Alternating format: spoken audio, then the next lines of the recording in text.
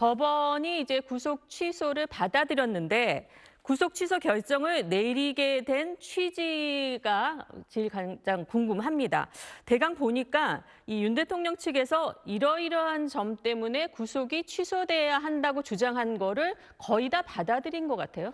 예, 거의 다 받아들였고요. 네. 이제 크게 두 부분으로 나눠볼 수 있습니다. 하나는 이제 구속 기간이 법에 정해진 검사가 기소 여부를 결정하기 전에 피의자를 구속할 수 있는 기간 내에 기소를 했느냐. 그러니까 구속 기간이 만료되기 전에 기소를 했는지 여부와 두 번째로는 이 수사 과정에서 공수처의 수사가 위법성 논란이 없느냐 있느냐 이 두 부분에 대해서 이제 재판부가 판단을 내렸는데 첫 번째로는 뭐 여러 가지 복잡한 설명을 상세하게 나중에 또 드릴 수 있겠지만 일단은 법에서 정한 대로 검사가 기소 여부를 결정하기 전에 사용할 수 있는 구속 기간 그 구속 기간이 지난 다음에 기소를 한 걸로 보이기 때문에 일단은 구속 취소가 타당하다 이런 첫 번째 1번 쟁점에 대해서 이런 판단을 내렸고요. 두 번째는 또 하나 설사 그렇지 아니하다 하더라도 설사 구속 기간 내에 정당하게 구속 기간 내에 기소를 한 거라고 하더라도 공수처가 그 내란죄 수사와 관련해서 여러 가지 논란이 있는데 이 논란 부분이 법에 명확하게 규정돼 있지 않기 때문에 이런 경우에 이런 논란이 있을 때는 피고인한테 유리한 쪽으로 판단하는 것이 맞기 때문에 그렇기 때문에 그에 의해서도 이런 공수처 수사권 논란에 의해서도 구속을 취소하는 것이 타당하다. 이렇게 두 가지 쟁점에 대해서 모두 윤석열 대통령 측에 유리한 판단을 해서 구속 취소 결정을 한 겁니다. 그러니까 첫 번째 사유부터 좀 더 설명을 이건 약간 복잡하기는 예. 한데요. 말하자면은 이제 피의자를 구속을 한 다음에 예. 구속 기한이 끝나는 시점이 있는데 그 예. 끝나기 전에 기소를 해야 계속 구속 상태에서 재판을 받게 되는데 맞습니다. 윤 대통령 측에서는 이 기한이 끝났다. 검찰이 기소한 시점이 벌써 구속 기한이 끝난 시점이기 때문에 즉시 석방이 돼야 된다. 그런 네. 주장을 했잖아요. 네. 근데 이것이 바로 이런 계산이 뭐가 맞냐 이런 논란이 빚어졌던 이유가 바로 이제 구속이 된 다음에 뭐 체포 적부심, 그러니까 체포영장이 발부된 다음부터 이렇게 계산을 해야 되는데 체포 적부심도 있었고 또 뭐 구속 적부심도 있었고 그런 시간들을 다 빼는 거를 뭐 몇 시간을 빼고 뭐 아니면은 날로 빼야 되냐 아니면 시간으로 빼야 되냐 뭐 이런 논란이 있었는데 네. 결국에는 검찰에서는 청구한 쪽에서 검찰 쪽에서 계산 잘못했다 이거죠? 그러니까 윤석열 대통령 측에서는 검찰이 계산을 잘못했다. 정확히 말하면 이제 검찰 공수처가 수사를 해서 검찰을 넘겼는데 최종적으로 기소는 검찰이 했기 때문에 검찰이 그 계산을 잘못했다라는 게 윤석열 대통령 측의 주장이었는데 뭐 이게 사실 이 세부 쟁점이 여러 가지가 있습니다. 말씀하신 것처럼 이제 체포 적부심 때문에 법원으로 서류가 제출됐다 돌아오는 시간을 어떤 기간에서 빼야 되는지 이게 굉장히 좀 복잡한 문제인데요. 이걸 또 이게 구속 기간에서 빼야 되는지 아니면 체포한 이후에 48시간 이내 기간에서 빼야 되는지 아니면 그 영장에 의한 체포의 경우에는 어떻게 계산해야 되는지가 굉장히 다 각각이 다르고 네. 굉장히 복잡한 규정이 있습니다. 근데 그거를 지금 하나하나 따지기에는 너무 시간이 부족할 것 같고요. 결론적으로 뭐 이거를 시간 기준으로 계산해야지 날짜 기준으로 계산해야 되는지 그리고 이거를 어떤 방식 어느 기간에서 몇 시간을 빼야 되는지 이 부분에 대해서 결론만 말씀드리면 윤석열 대통령 측이 주장했던 주장을 다 인정을 해줬다 법원에서. 왜냐하면은 최소한 그게 논란의 여지가 있는 상황이라면은 불명확한 부분이 있다면은 피고인에게 유리한 방향으로 결정하는 것이 법의 정신에 맞기 때문에 그렇게 판단을 했다. 일단 1번 구속 기간 문제에 대해서는 그래서 재판부가 그렇게 판단을 했다라고 설명을 하고 있습니다. 네. 그래서 어떻게 보면 이 결정을 내린 취지의 쟁점인 그 두 가지 중에서요. 네. 첫 번째 거는 뭐 사실상 어떻게 보면 산술적인 문제라서 네. 뭐 그렇게 우리가 뭐 자세히 들여다보고 계산을 해보고 이게 맞니 틀리니를 뭐 논쟁을 벌일 필요가 과연 있을까 이런 생각이 드는데 여하튼 피의자 쪽에 훨씬 유리한 쪽으로 해석을 해야 된다. 그것이 사실 법에서 항상 강조하는 점이니까요. 그런데 두 번째 그 사안이 저는 이게 더 어떻게 보면은 심각할 수 있는 사안 같은데 이 공수처가 내란에 대해서 수사의 권한이 있느냐 없느냐 그 부분에 대한 그 논란의 소지가 많기 때문에 이 구속이 적법한지부터 매듭을 지어야 앞으로 일어날 수 있는 그 수사권에 대한 논란의 여지를 좀 더 뭐랄까 예방할 수 있다고 해 매듭을 지어야 한다 이런 법원이 판단을 한 거라고 봐야 되나요? 그러니까 이제 법원에서 이제 더 말씀하신 대로 더 의미심장한 부분은 네. 자, 구속 기간을 며칠로 산정을 해야 되느냐. 이거는 굉장히 좀 이렇게 좀 영어를 쓰자면 테크니컬한 문제일 수 있습니다. 그런데 더 중요한 부분은 이번에 공수처의 수사 범위에 대한 논란이 있다. 근데 이런 논란이 지금 있는 상태로 강제 수사 구속 수사를 하게 되면 계속해서 논란이 더 커질 수 있기 때문에 뒤에 가서 그 논란이 해소가 안 된 상태로 있기 때문에 일단 구속 취소를 하는 것이 맞다라고 판단했는데 자, 그럼 공수처의 수사권이 재판부가 없다고 말한 것이냐? 좀 정리해서 말씀드리면 네. 없다고 말한 건 아닙니다. 그 부분은 판단을 하지 않은 거죠. 정확히 말하면은 이 부분에 대해서 논란이 있다. 명확한 논란이 규정이 없기 때문에 있다라고만. 논란이 있기 때문에 이 논란이 있는 상태로 계속 근데 논란이 있는 상태에서 구속을 해서 구속 상태로 재판을 계속 이어가는 것이 맞느냐 이런 판단을 한 것이고요. 그 논란이 있다는 것도 조금 더 세밀하게 말을 하면 공수처가 이제 윤석열 대통령의 내란죄를 본인들의 수사권이 있다라고 주장을 했고 그렇게 해서 수사를 했던 논리는 무엇이냐면 공수처는 직권남용죄에 대해서는 수사권이 있습니다. 네. 그런데 직권남용죄, 내란죄에 대해서는 명시적으로 공수처법에 공수처는 내란죄에 대해 수사권을 가짐이라는 규정은 없습니다. 하지만 대통령, 전직 대통령이 아니라 다시 말씀드리겠습니다. 공수처의 수사 대상이 되는 고위공직자의 직권남용 혐의에 대해 수사를 하다가 인지하게 되는 관련 범죄에 대해서는 직접 관련 범죄라고 하는데요. 직접 관련 범죄에 대해서는 공수처가 법에 명시적으로 이 범죄에 대해서 공수처가 수사권이 있어라고 말은 안 해도 그 직접 관련 범죄에서는 수사권이 있다라는 조항이 또 있거든요. 공수처는 이 조항에 근거해서 현직 대통령의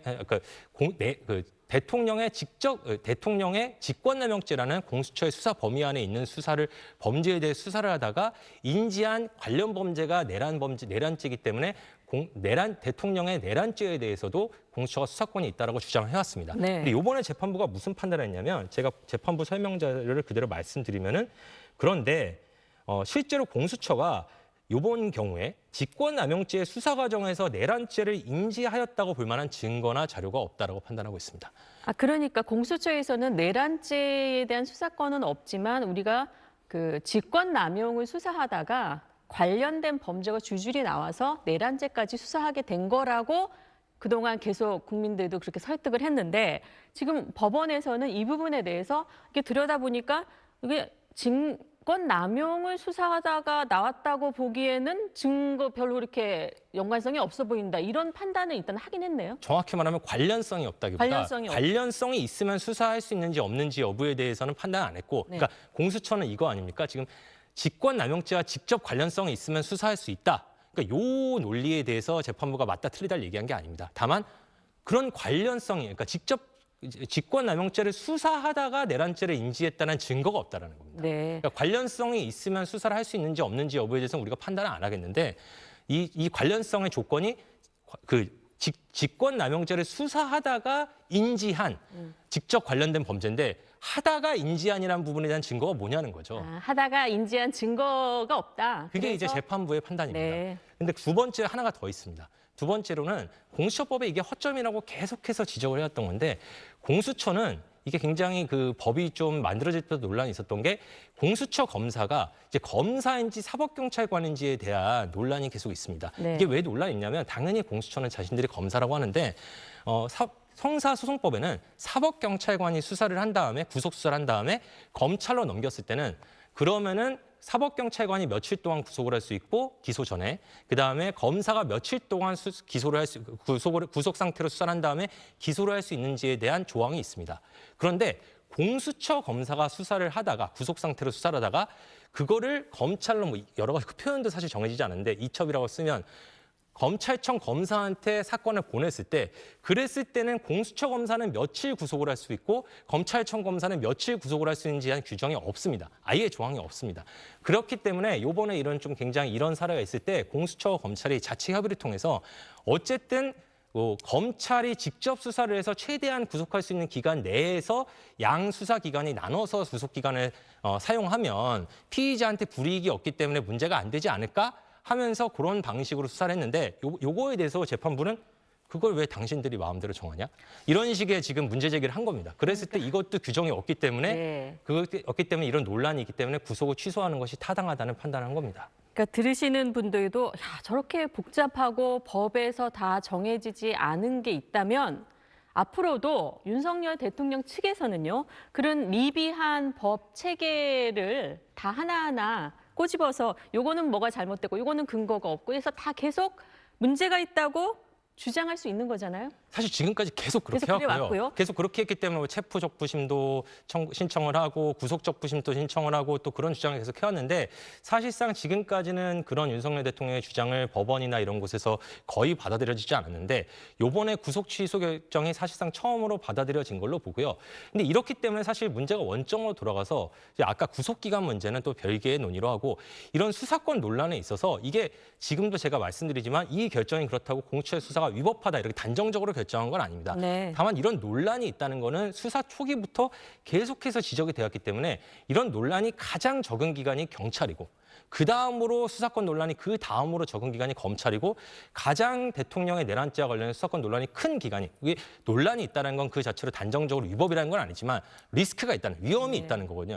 그것이 공수처라는 거를 계속해서 지적이 되었는데 그럼에도 이런저런 과정을 통해서 공수처가 수사를 해왔고 그 과정에 대해서 뭐 체포 적부심이나 여러 가지 과정에서는 지금까지는 공수처 측의 주장을 법원이 받아들여 왔는데 이번 재판부는 구속 취소 결정에 있어서는 최소한 논란이 있다는 점을 인정할 수 있다면서 윤석열 대통령 측에 손을 들어준 겁니다. 네. 여하튼 앞으로 그 내란죄에 대한 형사재판 과정에서도 이 공수처가 확보한 증거가 효력이 있느냐 없느냐 계속 논란이 빚어질 것 같습니다. 근데 지금 가장 이제 국민들이 관심 가질 것도 그러면 윤석열 대통령이 구치소에서 바로 석방될 수 있느냐 이 부분인데요. 이게 바로 석방되지는 못할 수도 있다고요? 그러니까 기본적으로 이런 구속 취소 결정에 대해서는 형사소송법에 보면은 검사가 즉시 항고, 그러니까 상급 법원에 이 결정에 대해서 이의 신청을 할 수 있다라고 규정이 돼 있습니다.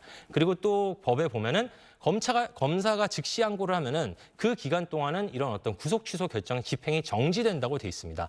그렇기 때문에 만약에 근데 이제 한 가지 알아두셔야 될 건요.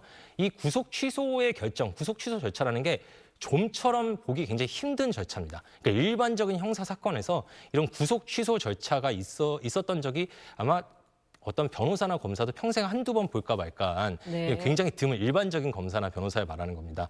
이런 굉장히 드문 경우거든요. 그래서 뭐 이게 통상적으로는 어떻게 한다는 말을 하긴 좀 어려운데 일단 법에는 이제 구속 취소 결정이 1심에서 내려지면은 검사가 즉시 항고를 할 수 있거든요. 그러면 집행이 정지됩니다. 그런데 또 윤석열 대통령 측에서 어떤 얘기를 하냐면 그런데 몇 년 전에 헌법재판소에서 이 구속 취소 결정하고 또 다른 겁니다. 이제 법원이 구속 집행 정지라는 걸 할 수 있습니다. 그러니까 구속 취소가 아니라 구속의 효력을 잠시 정지시키는 겁니다. 근데 그 경우에도 검사가 즉시 항고를 하면 이제 구속 집행 정지 결정의 효력이 잠시 그게 정지의 효력이 정지되거든요. 그러니까 한마디로 구속 상태가 유지된다는 겁니다. 근데 그런 거는 헌법에 위반된다라고 판단을 한 적이 있습니다. 그럼 이거는 구속 취소 결정하고는 다른 거기 때문에 그렇다고 해서 구속 취소 결정에 대한 즉시 항고권이 없어졌다고 보이긴 어렵지만 윤석열 대통령 측에서 무슨 말을 하냐면은 이런 구속 집행 정지를 검사가 즉시 항고를 하면 이제 그 효력을 정지시킬 수 있는 것이 헌법 위반이라고 헌재가 판단했기 때문에 그와 비슷한 처분인 구속 취소에 대해서도 이 결정의 정신을 준용을 해야 되고 그러면은 검찰은 즉시 항고를 하면 안 된다. 이런 주장을 하고 있는데 과연 검찰이 그런 주장을 받아줘서 즉시 항고를 하지 않을지 아니면 즉시 항고를 할지는 이제 조만간 결정될 것 같은데 네. 지켜봐야 할 것 같습니다.